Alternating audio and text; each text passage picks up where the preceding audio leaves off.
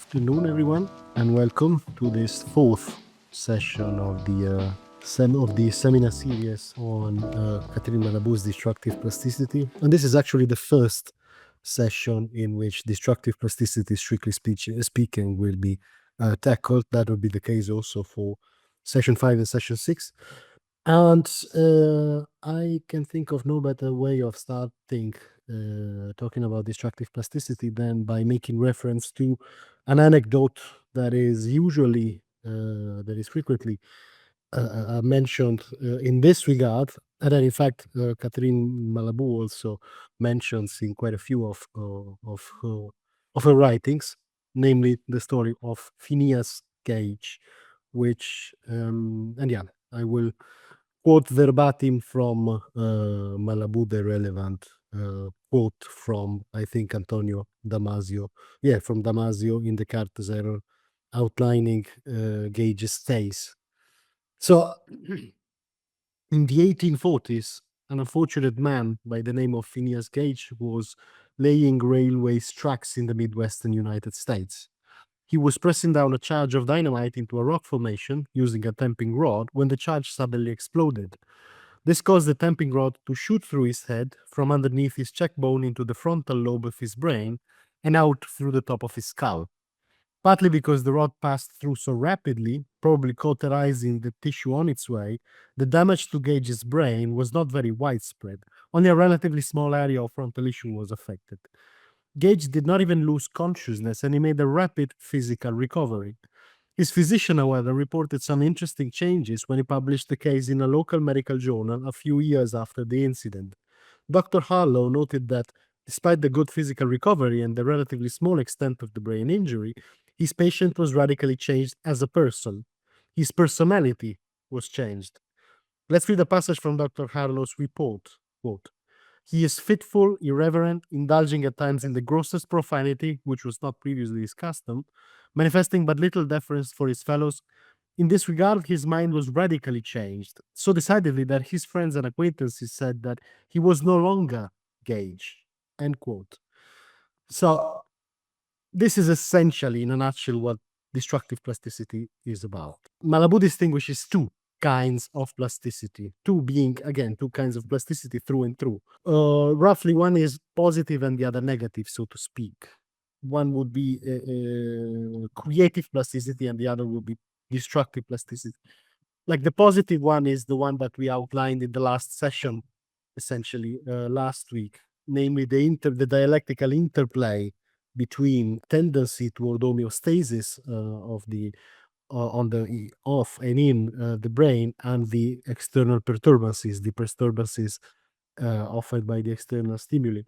And through the making and non-making of the neural connections, the autobiographical self ultimately is formed.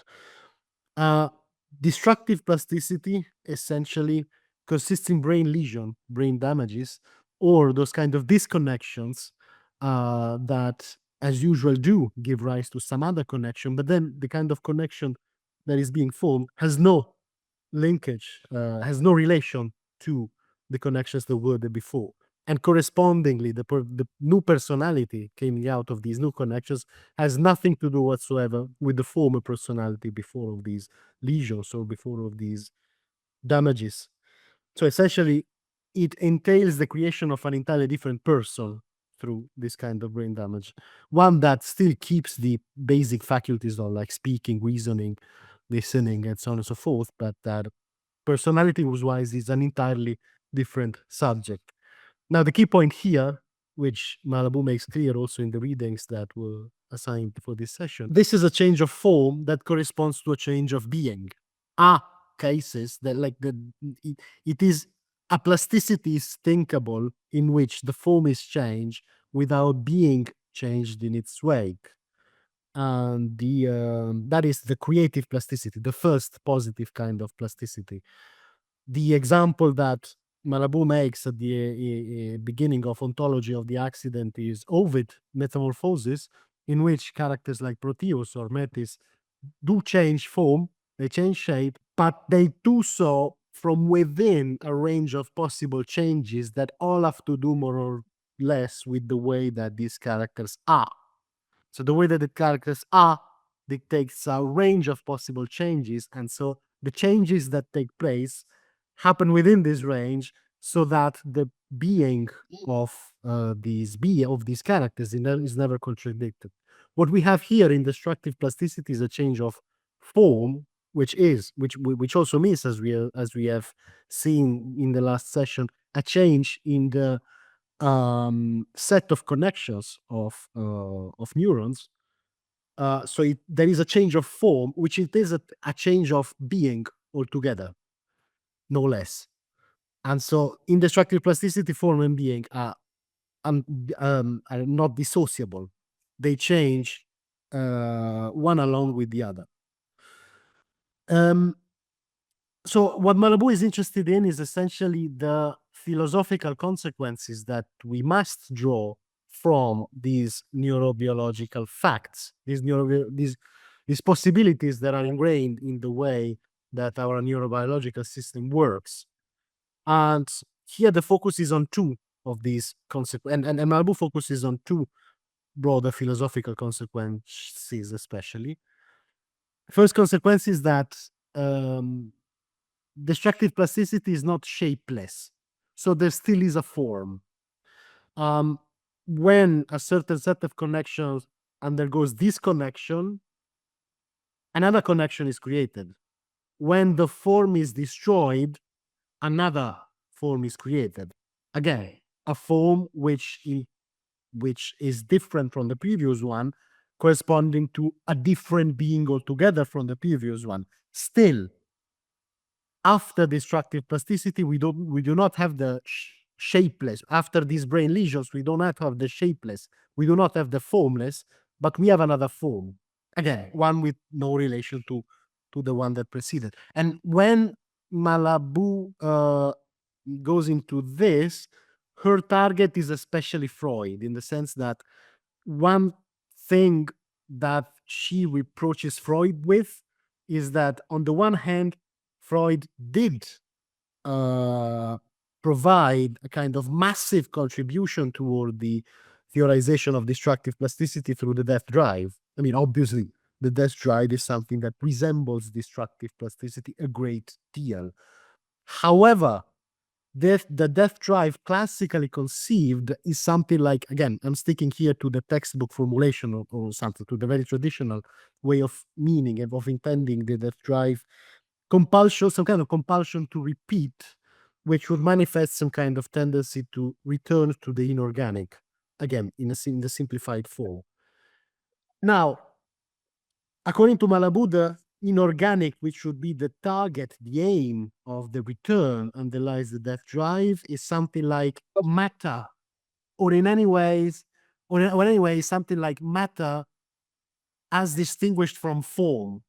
She sees some detachment between matter and form in the inorganic that the death drive would be about returning to.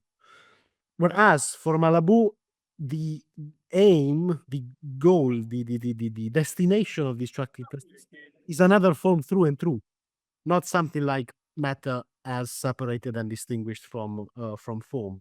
So, in other words, what Malabou reproaches Freud is of having conceived of the pleasure principle on one side, so some kind of desire making of form, which is a form of plasticity through and through. So that kind of plasticity on the one side, and the other side, not another plasticity like destructive plasticity, but something like an elasticity. Why the elastic is different from the plastic should be obvious enough. I mean, the elastic is something that you can stretch, then when you let it loose, it only gets back to the origin point. That would be, and indeed, Freud defines the death drive in elastic terms in this sense, but not in a plastic sense. Whereas destructive plasticity for Malabou, which is the Malabouian equivalent of the death drive, is plastic through and through, is another plasticity, and not elasticity as opposed to and not elasticity as opposed to plasticity. Another way to put it would be, what Malabou reproaches Freud is that he he kind of intuited the necessity to think of life and death together, namely to think of life and death together, but he kind of fell short of that because he wasn't able to think of the creation of form and the destruction of form simultaneously, which is the case, according to Malabou, for the two plasticities, the destructive plasticity and the creative plasticity, that replace the Freudian model, according to which we would have pleasure principle on one side, so the plasticity of desire, creation, form, etc., the creation of form, etc., and on the other side, death drive as elastic, which is not plastic. So, yeah, and we have also sketched in the other session the reasons why this neurobiological model would be something like the material embodiment, literally, of what would otherwise be philosophical constructs, like, for instance, Blanchot's impersonality as that which crucially inform the core of subjectivity, or even more, Derrida's heteroaffection. So here Derrida's encounter of the other at the core of the self, which defines subjectivity, is literally embodied and materialized by this other person, which a person becomes once that these brain damages, when these lesions occur. So, and by embodying this philosophical construct so literally, it goes beyond, destructive plasticity goes beyond, in fact, even Derrida's perspective, by theorizing the necessity for the trace, for Derrida's trace, which finds some kind of very literal embodiment in the, let's say, in the neural connections that make our subjectivity. So it formalizes the necessity for the trace conceived as neural connections to embody every time a form through and through, to never come across formless, but always to come with a form. And that would be the first broad philosophical consequence that Malabou draws from the biological fact. The second one being uh, second philosophical consequence would be contingency, as in subjectivity as contingency. Simply put, the fact that neural connections being unmade and remade in this fashion, giving rise to a completely different personality altogether, means that all our personalities are contingencies, all our subjectivities are contingent, in the sense that they can accidentally change into another one anytime for no particular reason. And so, just a second. One second.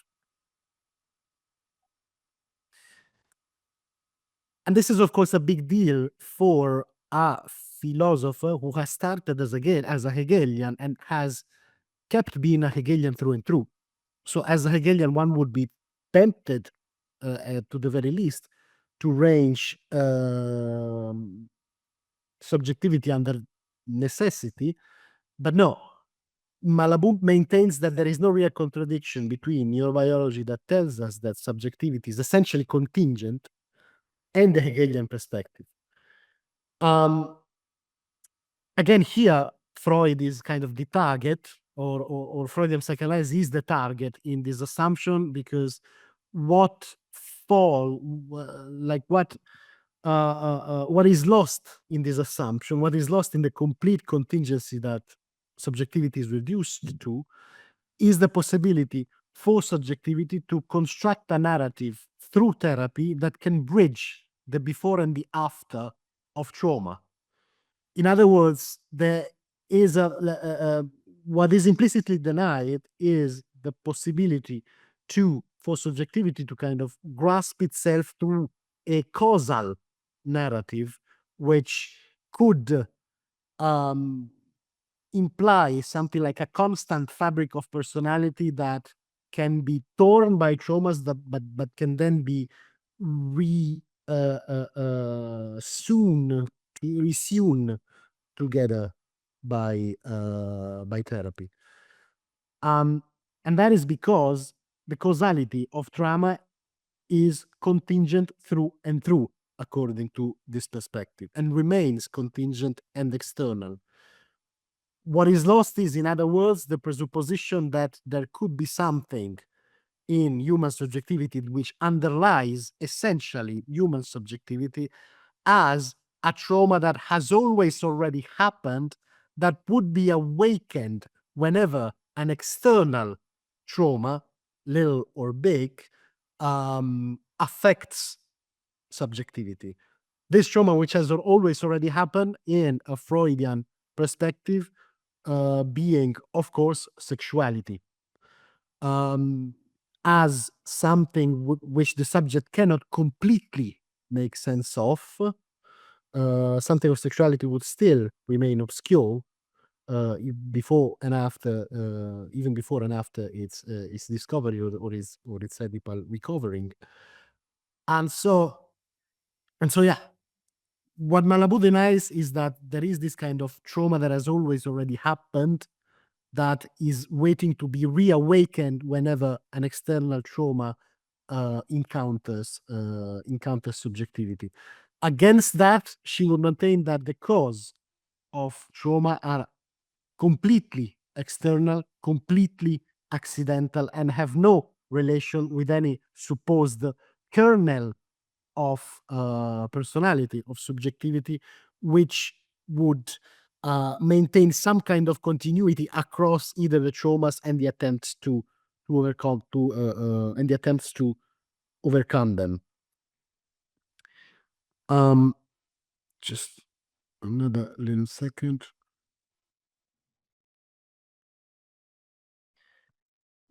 In other words, here we encounter again what we have encountered in the last few sessions, namely the key presupposition of Malabou's Hegelianism, namely that that there is no such thing as a transcendental framework that isn't contingent. So yes, she does believe in something like a transcendental framework for subjectivity, but it's not a priori. It's kind of a posteriori, external, and contingent. And sexuality resembles too much, according to Malabou, something like a transcendental framework of subjectivity that is not contingent enough, that resembles too much some kind of essential framework for subjectivity to be developed. Now, I am lucky enough to have among our guests here a psychoanalyst, Lucas Ferrasso Nassif, who agreed very kindly to intervene at this point with a few remarks on this, on the relationship between Malabou and psychoanalysis, uh, along with a couple of cinematic references which are extremely helpful here. So I will now leave the floor to Lucas for these remarks. Thank you, Lucas. Hello, Marco. Uh, Thank you very much for all the reading group that you're conducting. I mean, every session, I'm happier and happier to get to know Malabou a little bit more, because as a psychoanalyst, uh, I didn't really know her a lot, so I've been learning a lot. And thank you.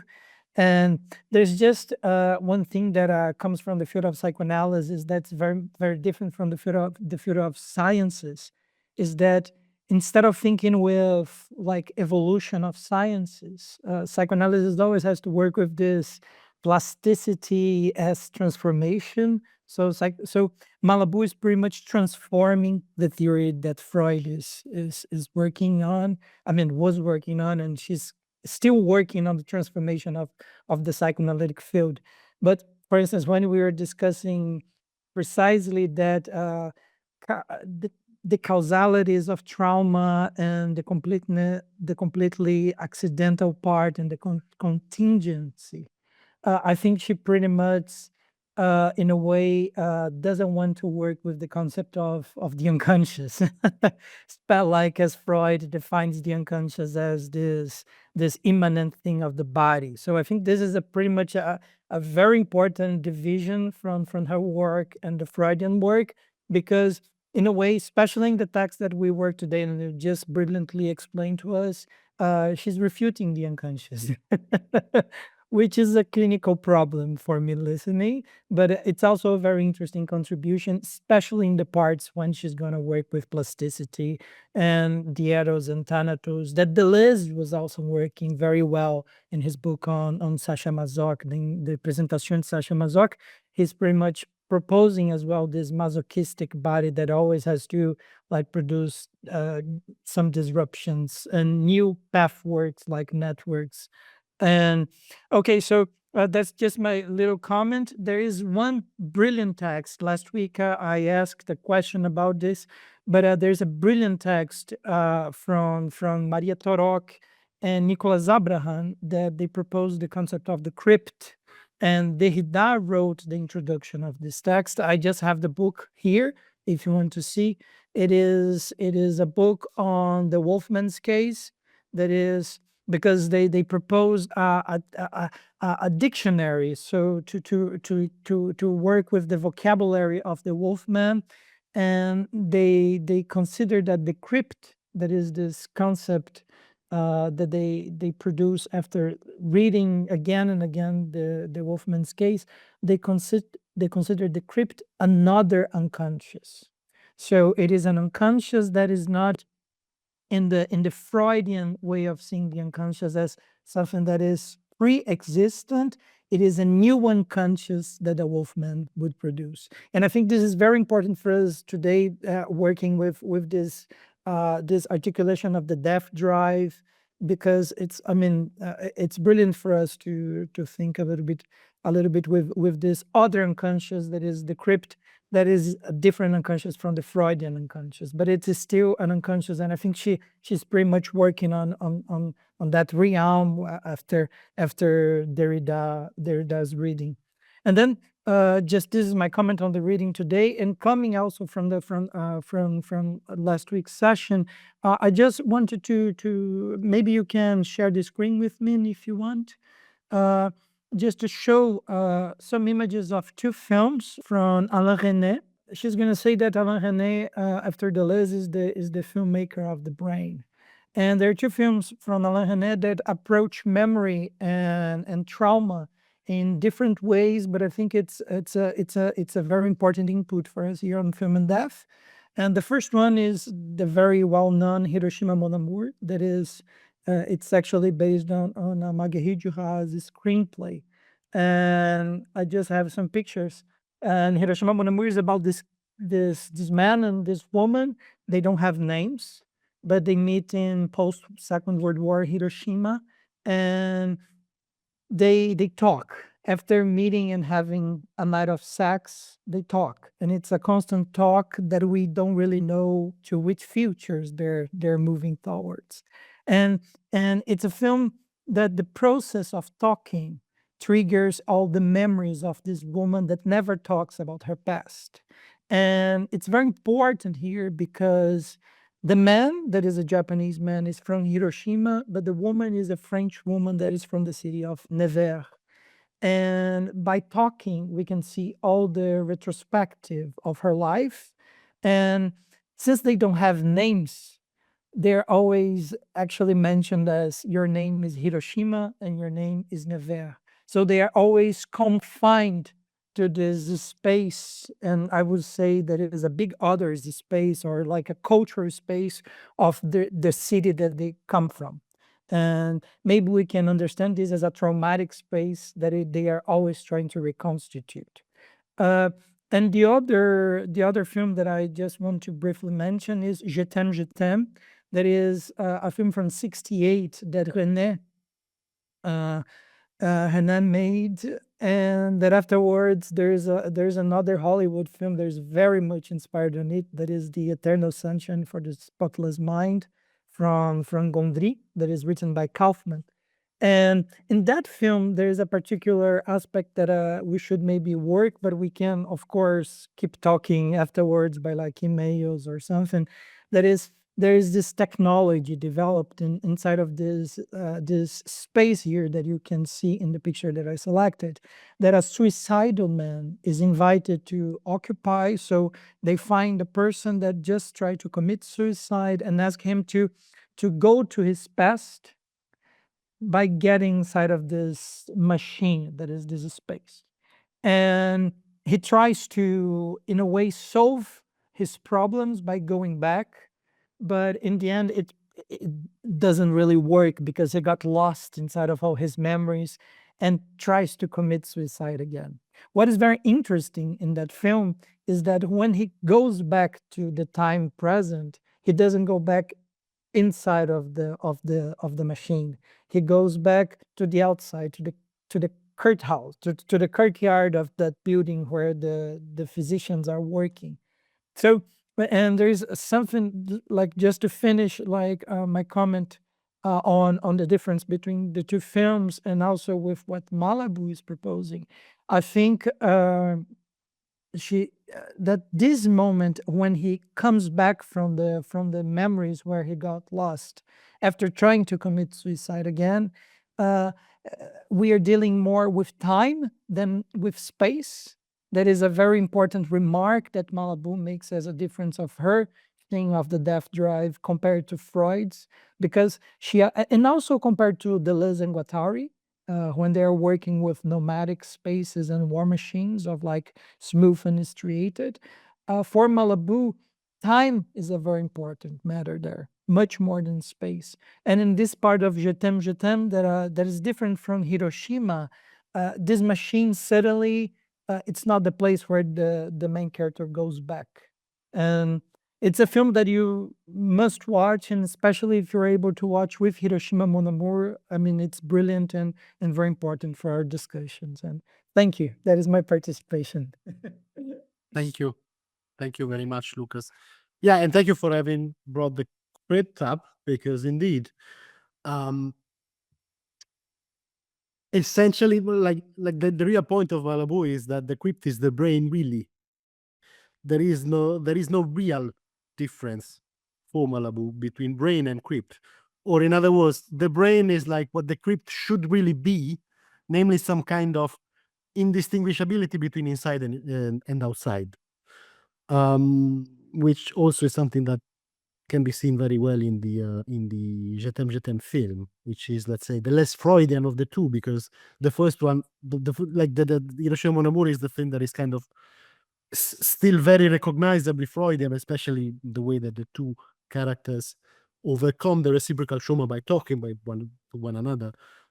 Can I just I actually think that much more than Freudian, it is very much Lacanian. In like Lacan, it's as the most Freudian of them all, because when Lacan's gonna say that the big other is a space, and the characters don't have a name, they have the name of the cities.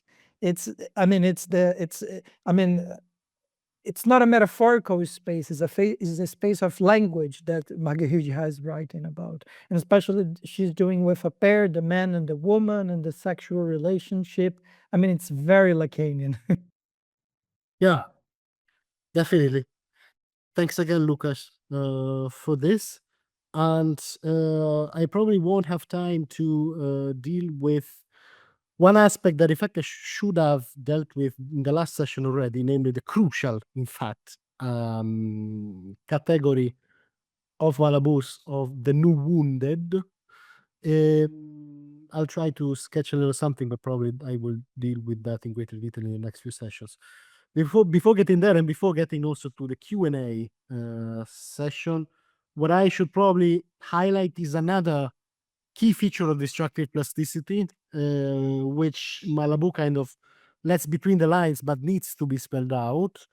Um, Destructive plasticity should not be confounded in any way with some kind of, let's say, creative destruction a la Schumpeter, so to speak. So it's not some kind of clean slate that is being made for new forms, new desires, new productions to be made on this clean slate. So it's not about laying the conditions for uh, uh, um, for these new forms to happen.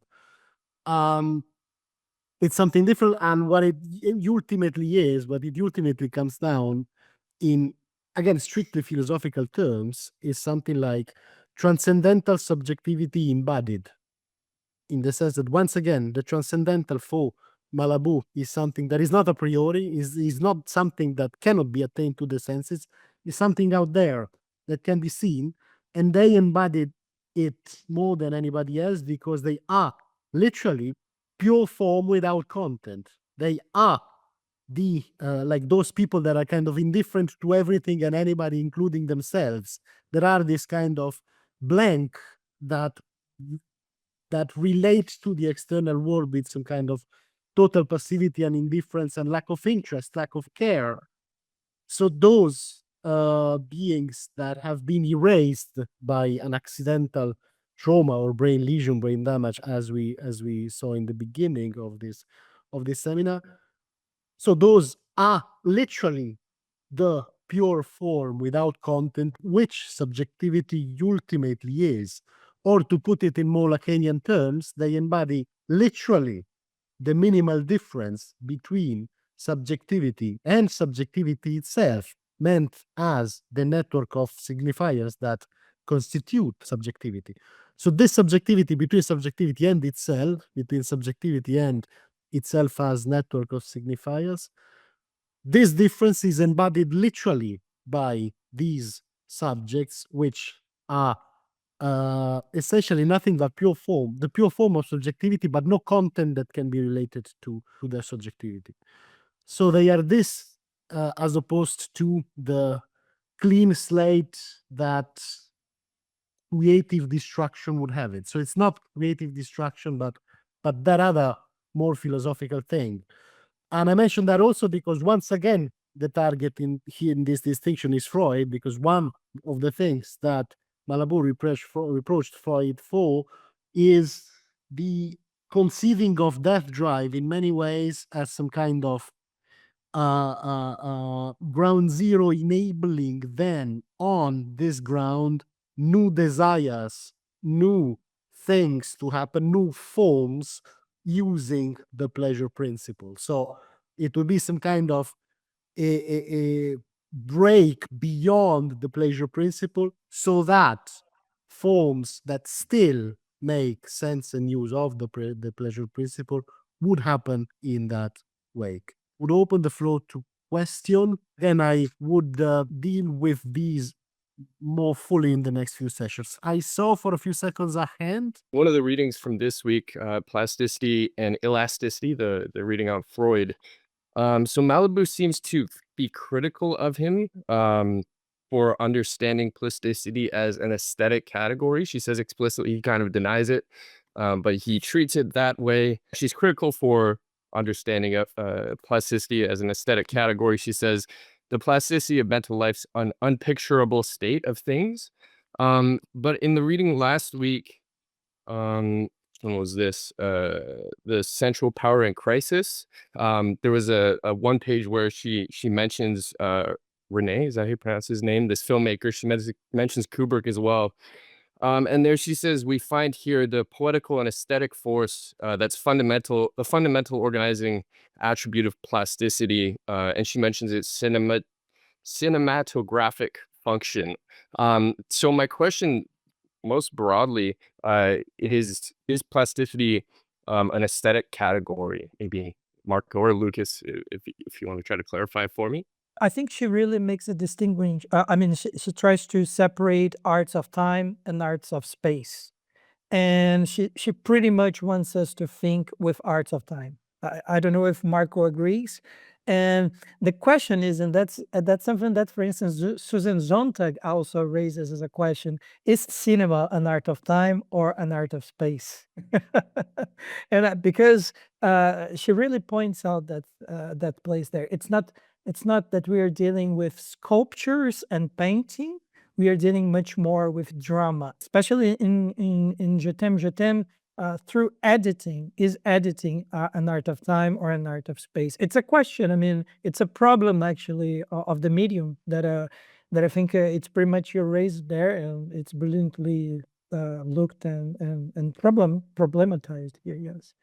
More or less the same, only slightly different. So the only thing I would add would be that I think what Malabou means here is that, like, by aesthetic in a negative sense, as in Freud's theme being attached to the aesthetic, I think what she means is Freud is still attached to some kind of Lessinghian distinction between time and space, which in fact, in the case of film in general, but a film like Je t'aime in particular, breaks apart.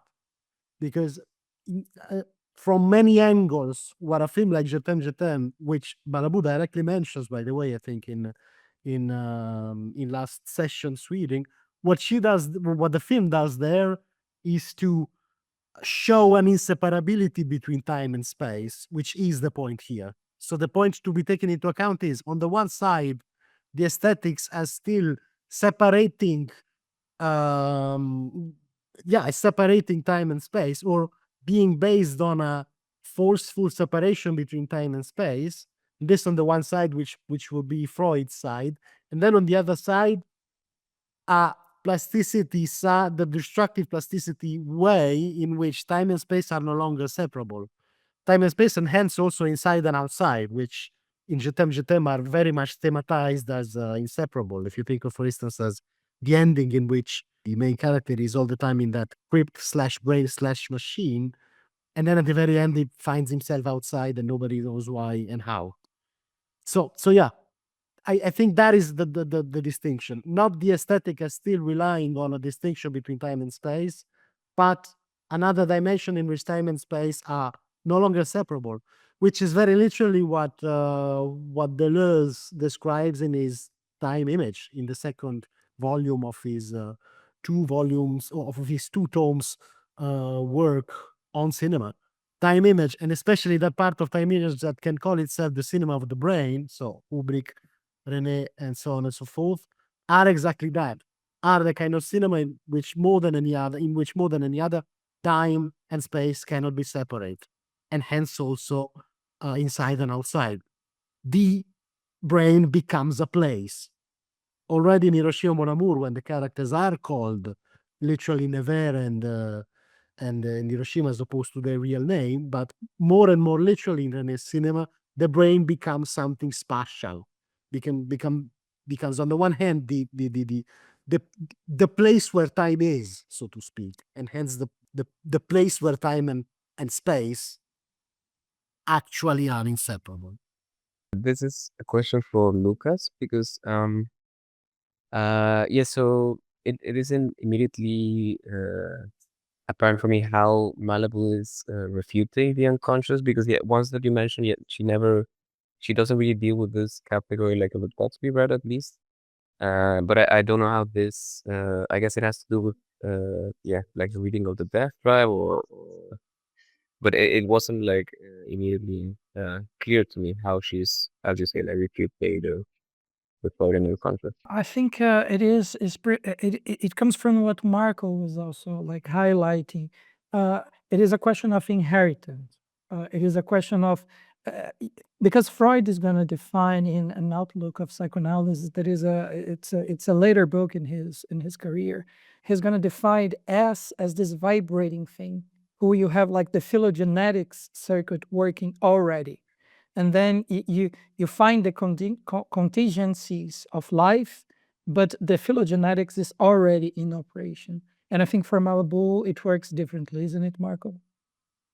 Yeah, I agree. Another way to put it would be that she sees in the unconscious something like a pseudo transcendental framework, and pseudo here means that it's transcendental in the old, like in the non-Hegelian way, namely a transcendental framework which is a priori and nothing but a priori, essentially.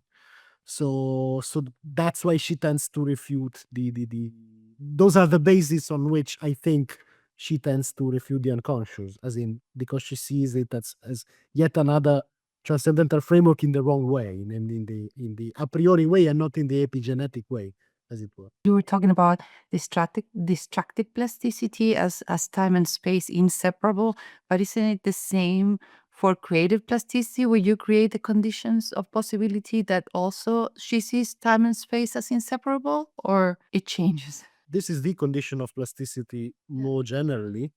And in relation to Freud, the point would precisely be that what she would reproach Freud would be considering that drive as plastic, and hence to consider that drive as something in which time and space are inseparable.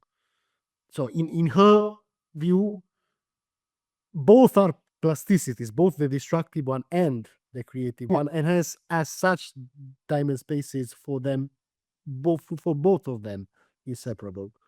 Because Whereas for the Freud's case, not in the death drive case. In the death drive case, time and space are not inseparable according to her.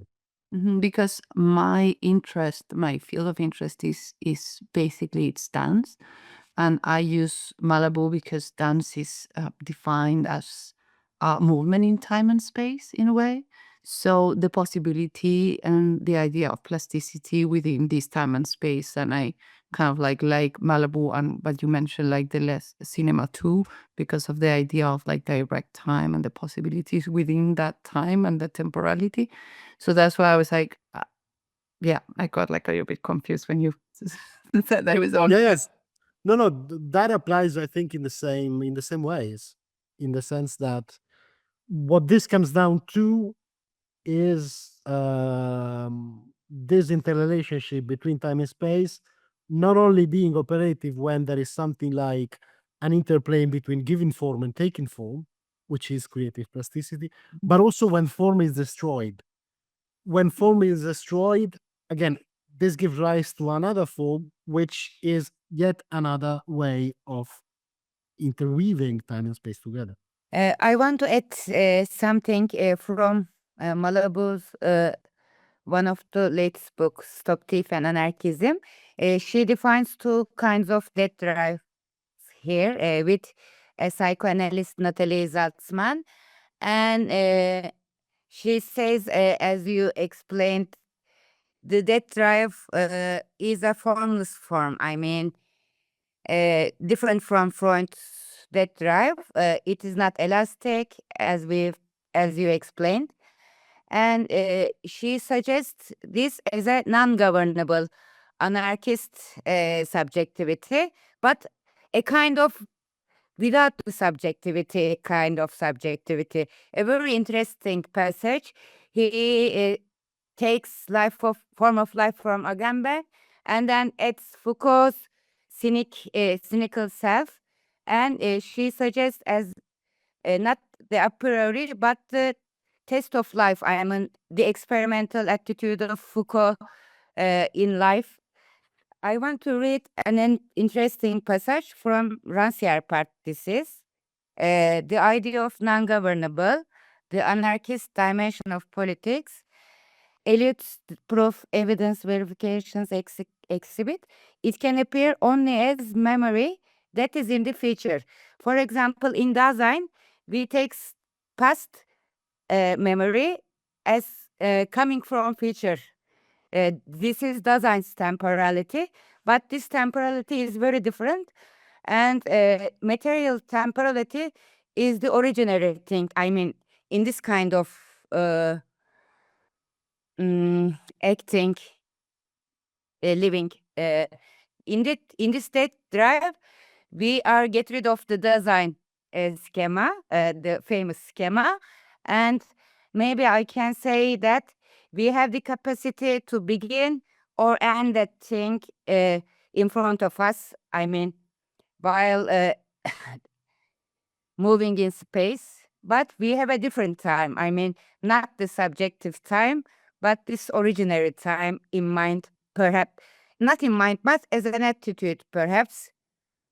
I want to say this. It is some kind of, let's say, if I can put it like that, something like an existential time without design, which is some kind of contradiction in terms. But this is pretty much what she's thinking of. And yes, thank you especially for bringing up Natalie Zaltzman, which in fact was one of the optional readings when I had thought of including in the seminar series a series of optional readings, because this is a particularly fitting, like what she wrote especially is a particularly fitting example of the rewriting of Freud's death drive in a way that prefigures later theorizations of destructive plasticity, and are tantamount and I would be tantamount to if I understand correctly what you're saying, something like a substitution of the original time of Dasein with something like an erasure of time, which does not need to be original to be to kind of be the source of an articulation of a present and a past and a future. So it's the substitution of the original in that design sense with something like yeah, an erasure of time, an annulment of time, so to speak. If I have understood correct usage. I also try to understand this part is also hard for me. Maybe this is the unconscious time, the ordinary time, the material time. We can't understand this time. I mean, it's also used in Rainer Schumann's reading of Heidegger from the late Heidegger to first Heidegger. I try to understand also this kind of time, but a bit different from our subjectivity understanding of time, I mean, or the authentic self. It's very different from these kind of things. Yeah, it's some kind of negation, like, because thing is that the unconscious too, in some sense, is a negation of time. What Malabou is thinking of would be something like a negation of time that how can I say, a negation of time that is fully on the side of the accident and of the contingency and of the external, as opposed to on the side of some kind of transcendental framework of subjectivity with the unconscious would still be. This distinction she's drawn between essence or sometimes it's, I think she'll say being, essence or being on one hand and form on the other, where you can have a change in form without a change in essence. Is there some kind of background to that distinction? Because in my mind, the essence of a thing is its form, right? For someone like Plato or Aristotle, at least. So is that maybe a Hegelian notion or something like that?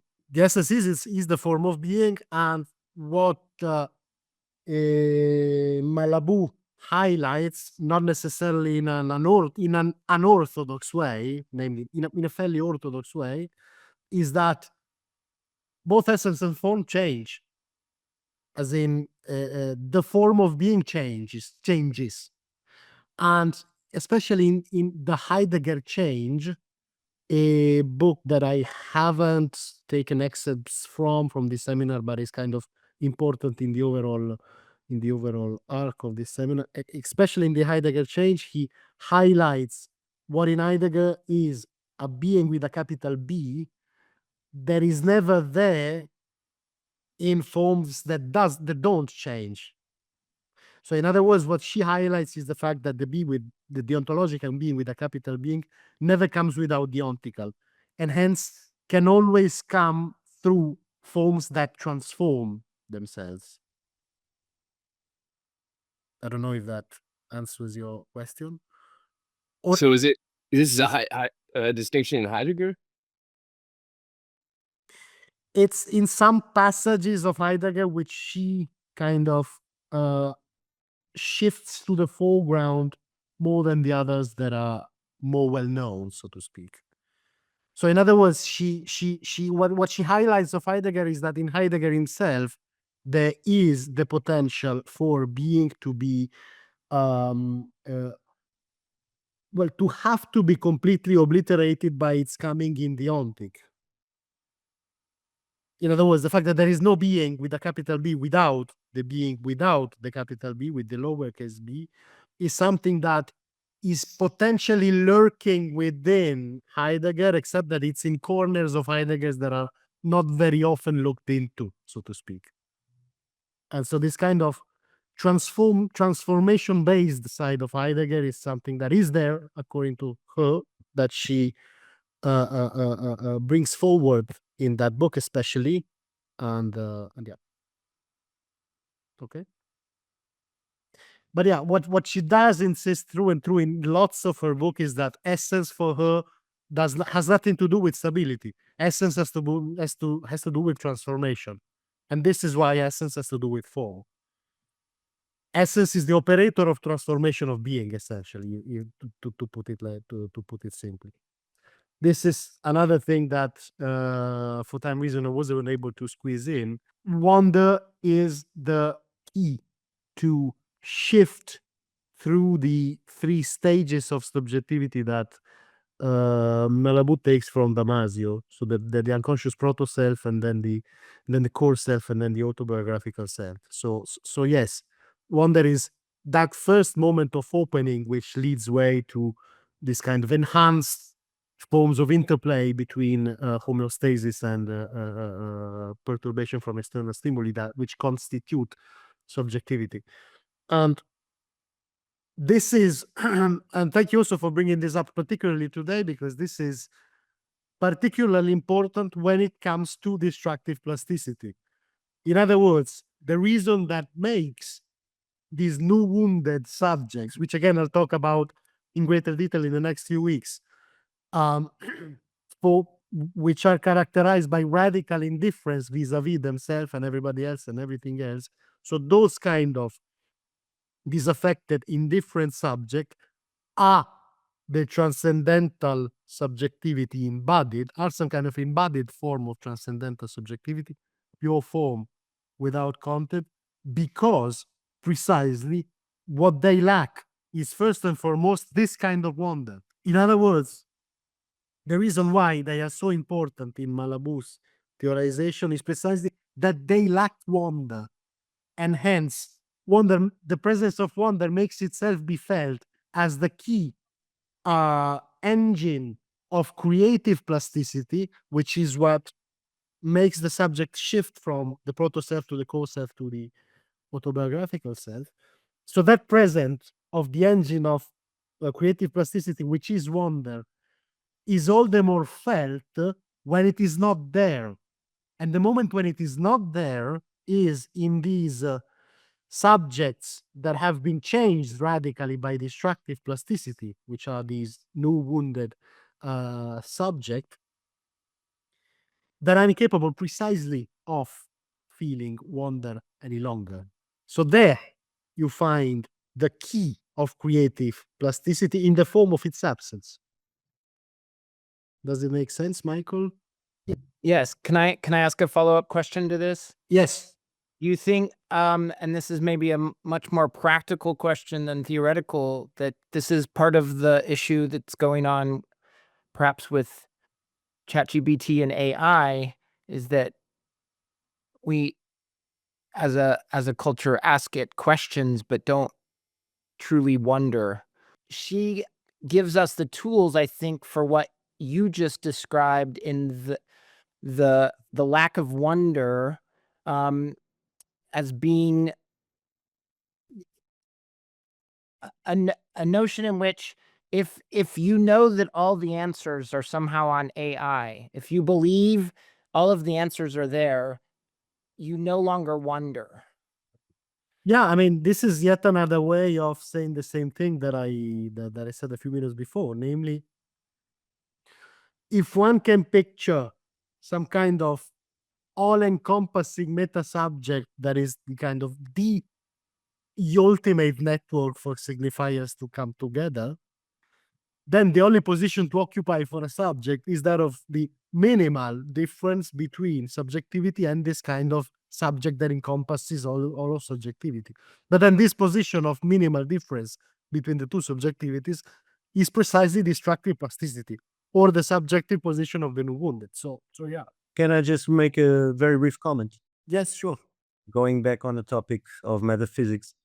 In the first chapter, I think it was a reading material for this session, the first chapter of L'Ontologie de l'Accident.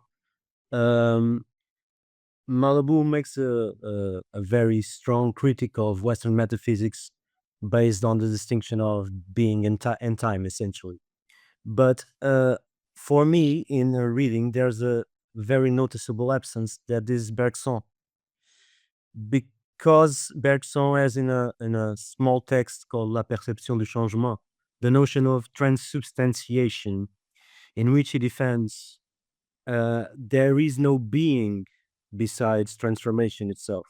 So I found it very similar to Malabou's reading, and I was wondering, because Malabou certainly knows about Bergson, I found it an absent reference, and I was wondering why exactly isn't Bergson quoted on the book.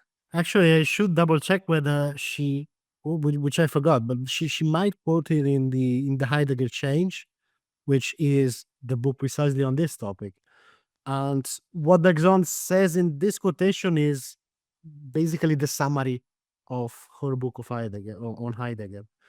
The main point of her book of Heidegger is that Heidegger too was of that opinion, even though it's not what usually is taken usually is taken out of him.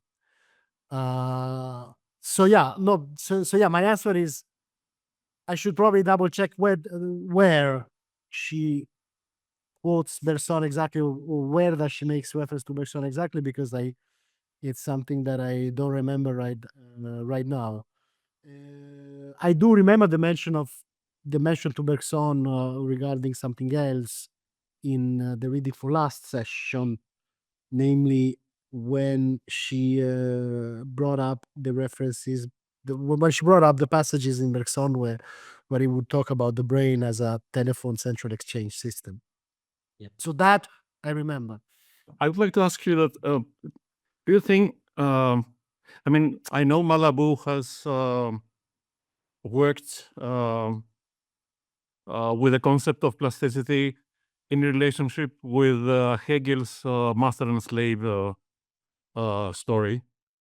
And she has written text together with Judith Butler on that. And my question is, do you think that if you bring the subject of intersubjectivity is a plausible accretion to this thematic? Is it plausible to enrich it with bringing in the subject of intersubjectivity? Yes, probably on the condition that that intersubjectivity is meant as something which cannot be reduced to a relationship between subjects, because her objection to Butler was that that kind of dialectic had to be demimetized. Her main reproach to Butler was still that she was attached to a mimetic framework that was fully distinguished from the plastic one, that is mimetism or something. They actually have written the two texts in response Yeah. of one another, not Yeah. not together in any sense. Yeah. There were a fairly significant point of overlap, so their accounts were not entirely entirely different, but of course there were significant differences between the two. So yeah, I would say yes, definitely, on the condition that what is meant as intersubjectivity is something else than something that can be reconstructed as fully reconstructed in a series of Yeah, relationships. because this would be a bad reductionism if you. But yeah, I mean, the whole point is to stress, to underline the transformational dynamic of the subject through the intersubjective relationship. Yeah, definitely. Although this sounds more like creative plasticity, in the sense Right. that what destructive plasticity it sounds more like would be something like de facto reconstructive, a kind of intersubjective network within the subject itself, because the subject becomes a stranger to itself. Thank you all for participating, and see you in a couple of weeks for session number 5.